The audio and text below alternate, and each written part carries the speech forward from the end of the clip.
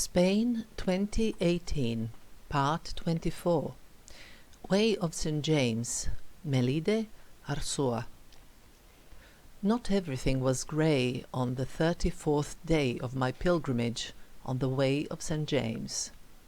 In the town of Melide the fog disappeared, although it was still cloudy, and when later we reached the forest, there was strong green colour of the trees that was dominant.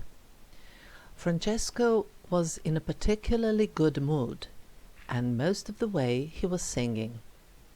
These were different Italian songs, and as I've already mentioned earlier, I realized that the Italians have a song for every occasion and each thing in the universe. This is indeed a nation that truly loves music. And then again, the forest started to resonate with some wonderful instrumental music, I presume from Galicia. It seemed very odd, as if some forest fairies had decided to entertain the passers-by, but soon the situation became quite clear. A couple of girls were playing music with the hope they would earn some money from the donations of the pilgrims that were passing by there. Again, in this section there was a new, increased influx of pilgrims, since the so-called primitive way joins the French way precisely in the town of Melide.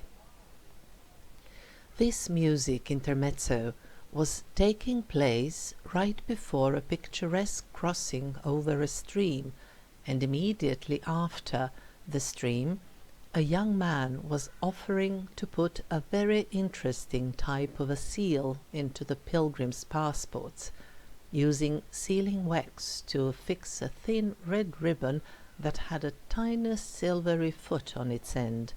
In other words, the business was in its full swing. When we left the, if I can say, magical forest, the way led us beside numerous farms, and they also include granaries. I still found it very interesting to take photos of them, and if I appeared pensive, and if I would just walk past them without taking notice of them, Gabrielle would draw my attention to the picturesque granaries, lest I should overlook them.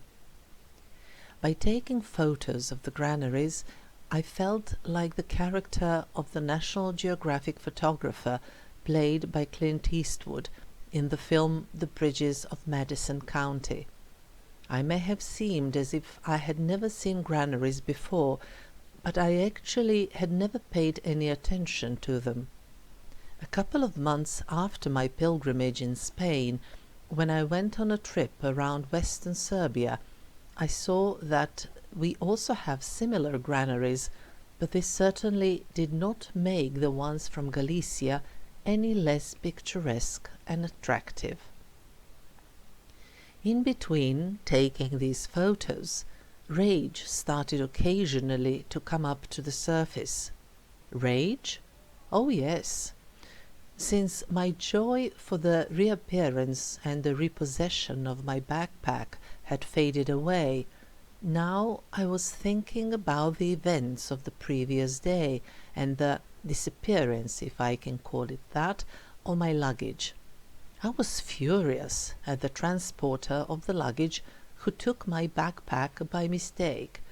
I was furious at the destination to which my backpack was taken, and I was also furious at the religious group that I listened to for a while on the eve of the night we shared the hostel, as they were singing in exultation about God, love, and all the sublime human ideals.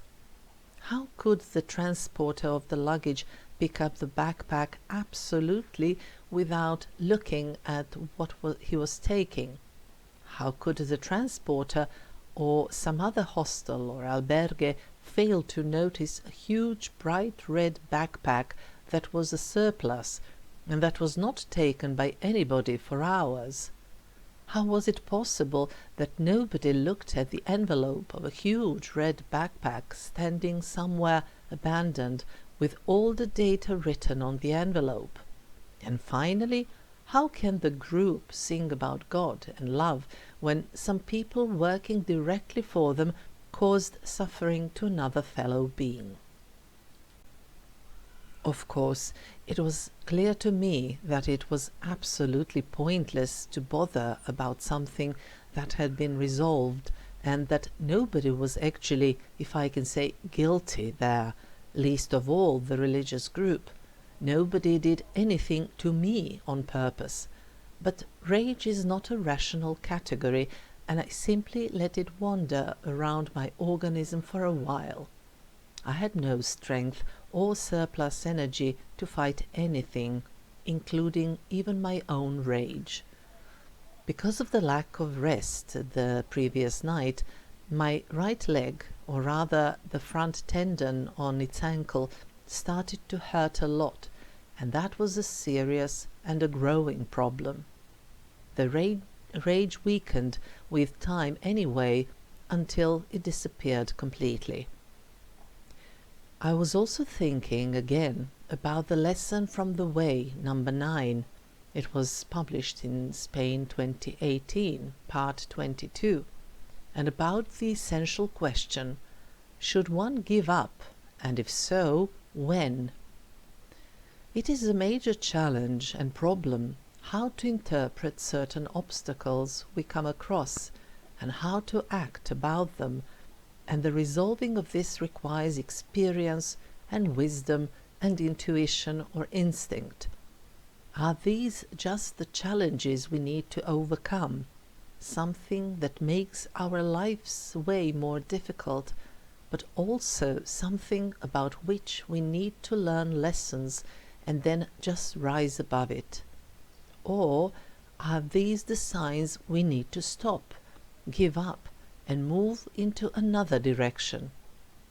I don't think that there is a final answer to these questions. Each situation is different. We are all different, and each moment and each lesson in our lives are different. And in line with this, each one of us should take the decision which, at the given moment and under the given circumstances, seems to be the best and the most correct one.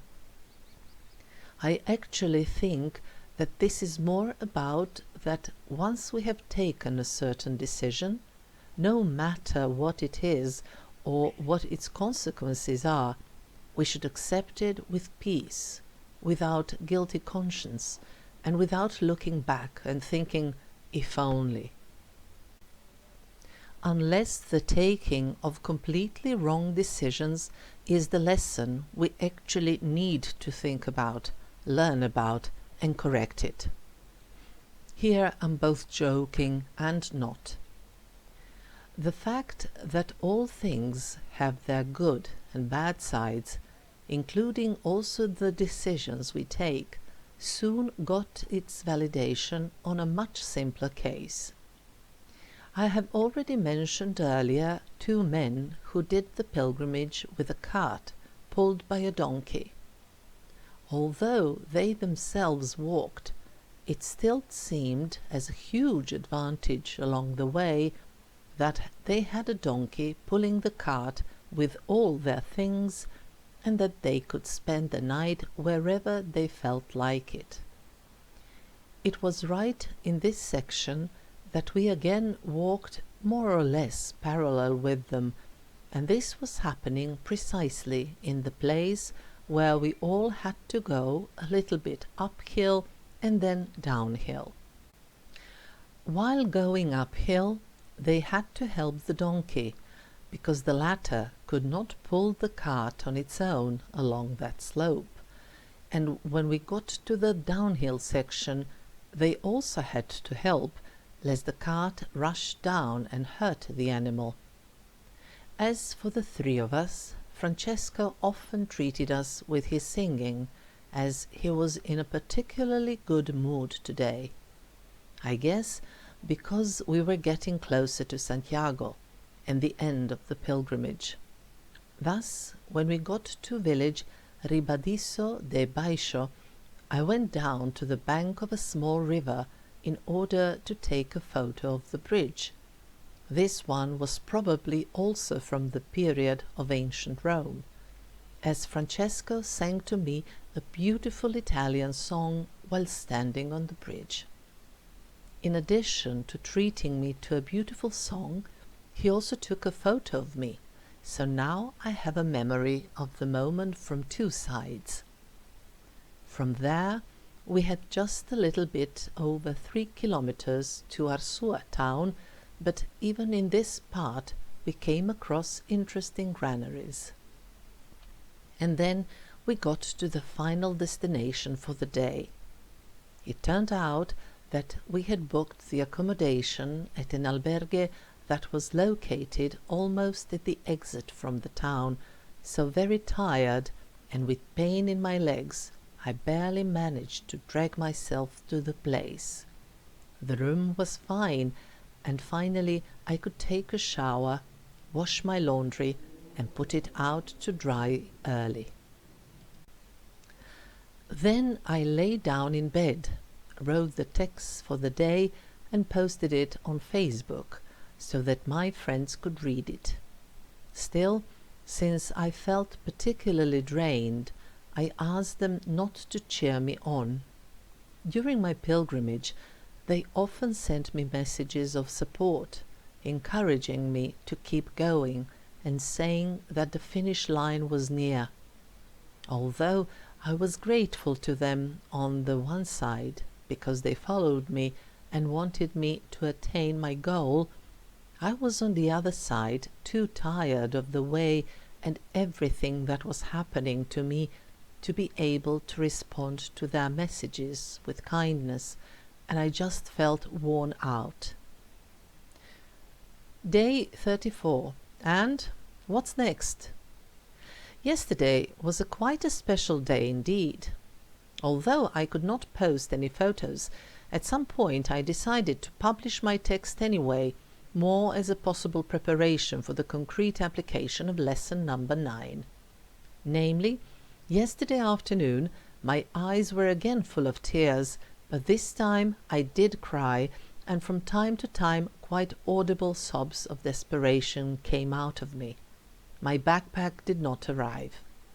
First, the host of the albergue kept convincing me that the luggage regularly comes late, that the guys transporting it probably just stopped somewhere to have a drink, but eventually we did call them, and it turned out that the transportation company did not see my backpack at all.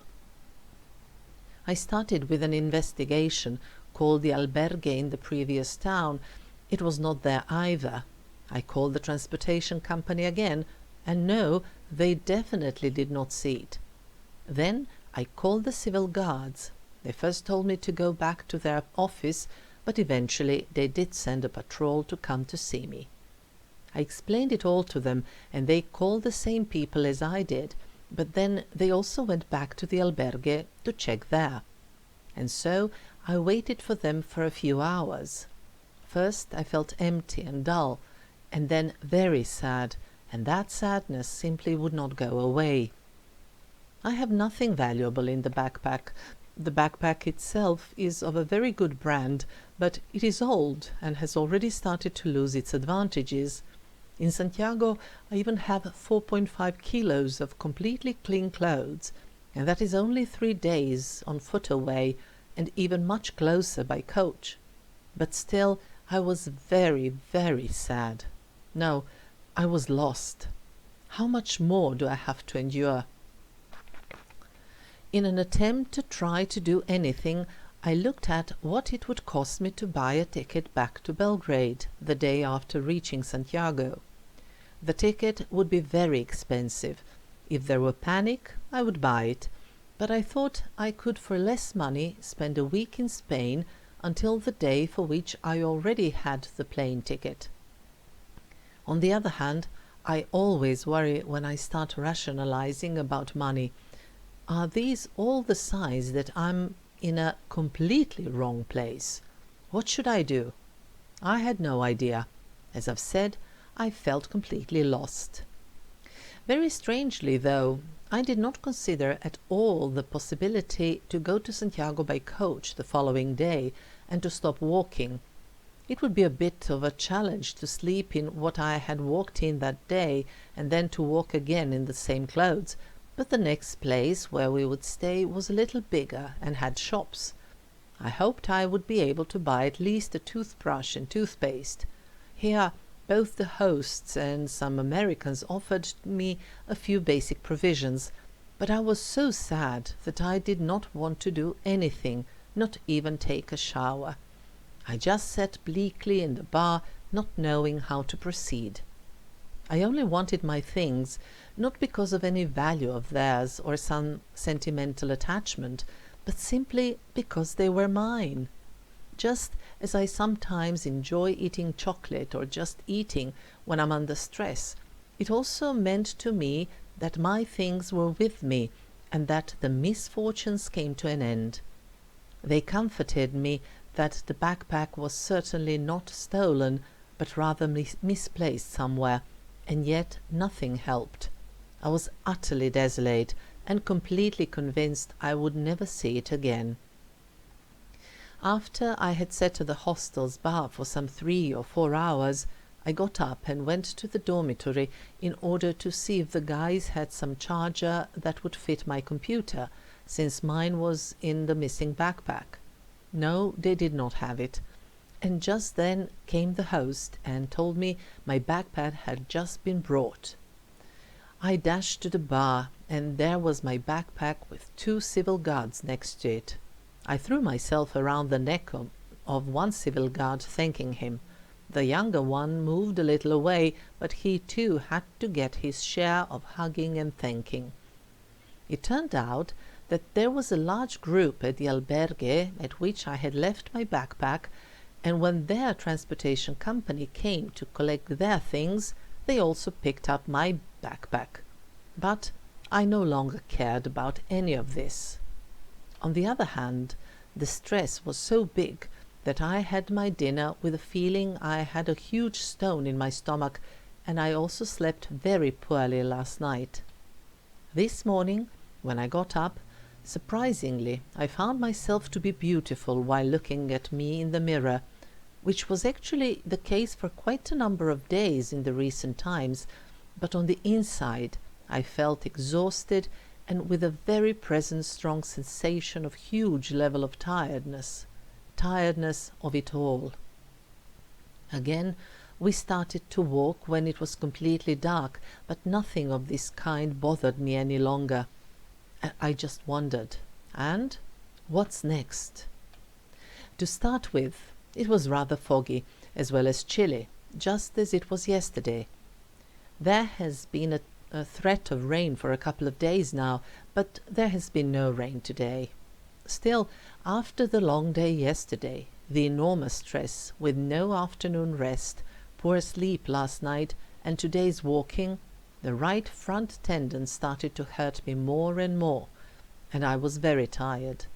I enjoyed immensely when we got to the albergue, settled, I took a shower, washed my laundry, and could finally rest. And today, please, refrain from cheering me on. I know I have just a little bit to go. I'm only prepared to accept the expressions of commiseration, understanding, or even the lack of it, but once again, please, no cheering on. In front of me, 40 kilometers. Behind me, 827 kilometers. Later that day, Francesco, Gabriele, and I went to eat octopus, that is a specialty of this area. In Melide town, there are also a lot of restaurants that offer this specialty. Although none of these towns are on the coast, they have developed the recipe, and Francesco in particular insisted that we should eat this. And Gabriele and I were more than ready to agree with him. In addition to the octopus, Gabriele and I ordered again the dish that had by this point become our favorite addition to whatever else we were eating. These were the padron peppers.